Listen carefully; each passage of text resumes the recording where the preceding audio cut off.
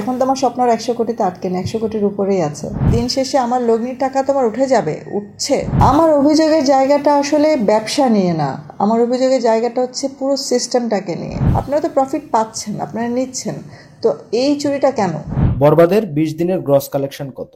এই 20 দিনের টোটাল আমরা অলমোস্ট 50 কোটির কাছাকাছি, 50 কোটির কাছাকাছি চলে এসেছি।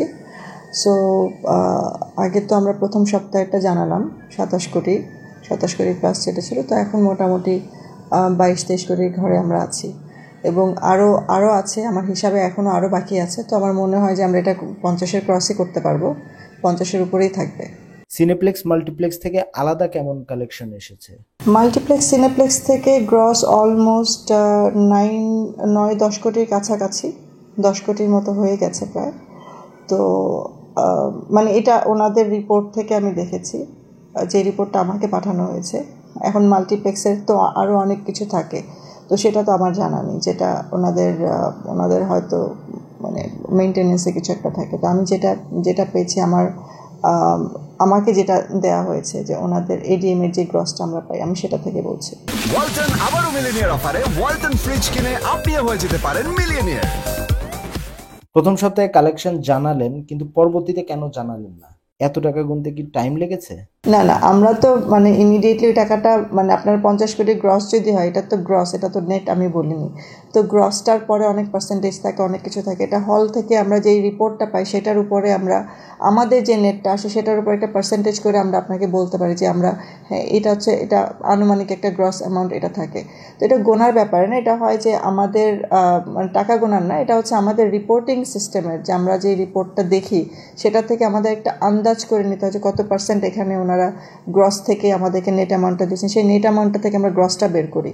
তো সেইখানে তো একটু সময় লাগবে, আর সবসময় আমরা সব সিনেমা হলের রিপোর্ট সময় মতো পাই না, যার জন্য এখনও আমার কাছে 6-7টা সিনেমা হলের রিপোর্ট গত 5 দিনের বাকি আছে।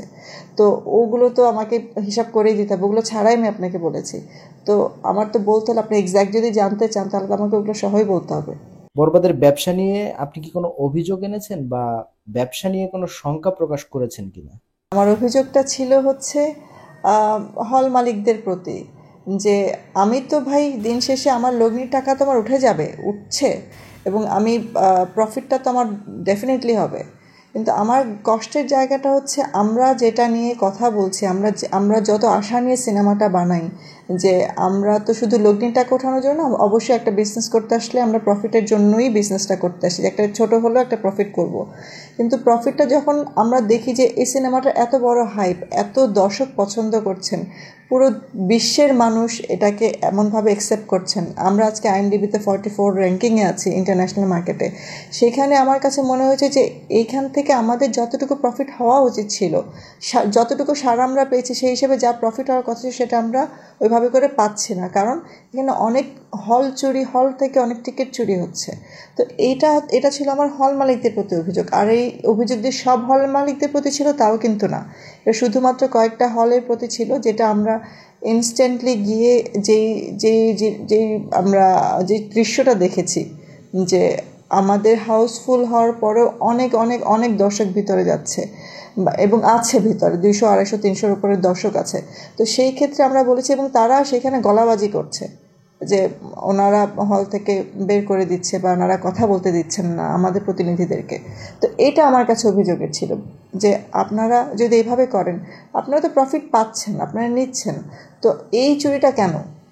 এই চুরিটার তো কোনো কারণই হয় না, কারণ এটার আপনারা যদি আজকে যদি আমরা ভালো করি, আমরা যদি ভালো প্রফিট পাই, আমরা কালকে আরও ভালো সিনেমা বানাবো, আপনারাই তো সিনেমাটা চালাবেন। তার মানে আপনার অভিযোগ ব্যবসা নিয়ে নয়, সিস্টেম নিয়ে, রাইট? আমার অভিযোগের জায়গাটা আসলে ব্যবসা নিয়ে না, আমার অভিযোগের জায়গাটা হচ্ছে পুরো সিস্টেমটাকে নিয়ে। এই যে সিস্টেমটা যারা হল মালিকরা যেভাবে করে করছেন, বা আমরা আমাদের চলচ্চিত্র জগতে, বা আমরা এফডিসি বলেন বা প্রযোজক সমিতি বলেন, এই যে সিস্টেমটা আমরা পুরনো সিস্টেম বানিয়ে রেখেছি, নতুন সিনেমা নিয়ে আসছি, নতুন দিনের সিনেমা নিয়ে আসছি, বাট সিস্টেম আমরা পুরনো চালাচ্ছি। তো এটা হচ্ছে মন খারাপের জায়গা, যে আমরা আসলে একটা নতুন সিস্টেম চাই, যেখানে আমরা স্বচ্ছ থাকতে পারি, আমরা স্বচ্ছ থাকতে পছন্দ করি। যদি লস হয় শেয়ার করব, প্রফিট হলে যদি শেয়ার করতে পারি, লস হলেও শেয়ার করব।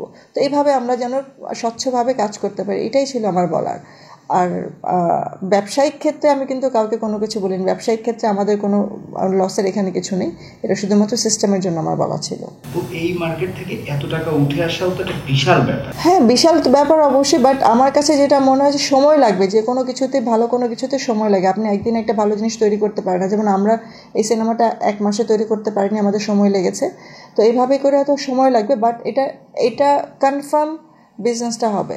কারণ আমার দেশে পোটেনশিয়াল আছে, আমার দেশের মানুষ ভালো সিনেমা দেখতে শিখেছে, আমার দেশের লোকজন এখন সিনেমা হলমুখী হয়েছেন। সো এটা বিজনেস হবেই, এটা নিশ্চিত। বরবাদ দেশের বাইরেও একটা বড় অঙ্কের ব্যবসা দিবে এরকম একটা সম্ভাবনা তৈরি হয়েছে। সেটা আমার ইনশাআল্লাহ, এটা আমার প্রফিট। আমি তো আমার লগ্নি তো আমার ঢাকা বাংলাদেশ থেকে আমার হয়ে যাবে এবং ইনশাআল্লাহ এখান থেকে আমার প্রফিট শুরু হবে। বাট ওটা তো আমার পুরোটাই ইনশাআল্লাহ একটা ভালো একটা অ্যামাউন্টের প্রফিট আমি আশা করছি। বাট অবশ্যই সব প্রফিটের চাইতে সবচেয়ে বড় ব্যাপার হচ্ছে যে মানুষের অ্যাকসেপ্টেন্স, মানুষ যেভাবে হুমড়ি খেয়ে পড়ছে সিনেমাটা দেখার জন্য, যেভাবে অপেক্ষা করছে সিনেমাটার জন্য ইন্টারন্যাশনাল মার্কেটে, সেটা অনেক বড় একটা ব্যাপার। লগ্নি তুলতে কি টিভি ও টিটির উপর নির্ভর করতে হবে নাকি হল থেকেই তুলতে পারবেন? কিছুটা তো হয়তো বা, মানে যেহেতু এটা স্লো, এখন 3 সপ্তাহ পরে একটু স্লো তো যায়। আমাদের এই বাংলাদেশের যে সিনেমা হলের যে ব্যবস্থা বা যেভাবে করে ওনারা মানে আমাদের টাকাটা দেন বা আমাদের শেয়ারটা যখন দেন ওনারা পাঠান, তো ওটাতে একটু সময় লেগে যায়। অনেক সময় শেষের সপ্তাহগুলোতে আমরা একটু টাইমলি পাই না, অনেক সময় অনেক ডিউ থেকে যায় ওনাদের কাছ থেকে। তো সেই হিসাবে বলবো যে সব কিছু মিলিয়েই বাংলাদেশ থেকে আমার প্রফিটের জায়গাটা শুরু হবে, ওটিটি বলেন, টিভি রাইটস বলেন, সব কিছু মিলিয়েই। বাট আমার এখন পর্যন্ত, আমার হিসাবে এখন পর্যন্ত যদি যেভাবে চলছে এভাবে যদি চলতে থাকে, তাহলে ইনশাআল্লাহ আগামী 2 সপ্তাহের মধ্যে আমরা প্রফিটের দিকে আগাবো। এখন বাংলাদেশের পাশাপাশি ইউএসএ কানাডাতে চলছে, আগামীতে আর কোন কোন দেশে চলবে? ইটালিতে শুরু হচ্ছে, আগামীকাল থেকে ইটালিতে শুরু হচ্ছে। আমাদের এখন মিডল ইস্টে শুরু হবে এই মাসের শেষে থেকে। মালয়েশিয়াতেও ইনশাআল্লাহ শুরু হয়ে যাচ্ছে এই মাসের শেষ থেকে।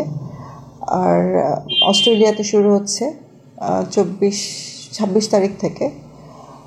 এরপর আমরা ডেনমার্কে যাব, ইউকেতে যাচ্ছি।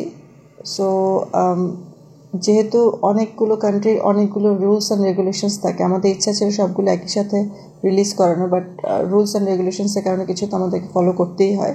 তো সব কিছু মিলিয়ে একটু সময় লেগে যাচ্ছে, বাট আরও অনেকগুলো কান্ট্রি অ্যাড হবে এখন। শাকিব খান সহ আপনাদের বরবাদ টিমের একটা স্বপ্ন ছিল 100 কোটির ক্লাবে যাবেন, তাহলে সত্যি সত্যি কি সেই স্বপ্ন পূরণ হতে যাচ্ছে? 100 কোটির স্বপ্ন তো আমি তো মনে হয় যে আধা তো আমি স্বপ্ন এখানেই পূরণ করে ফেলেছি। এখন বাকি আধা তো আর ঈদ পর্যন্ত যদি সিনেমাটা চলে, ওটাও এখানেই হয়ে যাবে। আর তো 100 কোটির উপরে, এখন তো আমার স্বপ্ন আর 100 কোটিতে আটকে না, 100 কোটির উপরেই আছে। তো যেহেতু 100 কোটির উপরে, তো 100 কোটির জন্য আমি এখন ভাবছি না।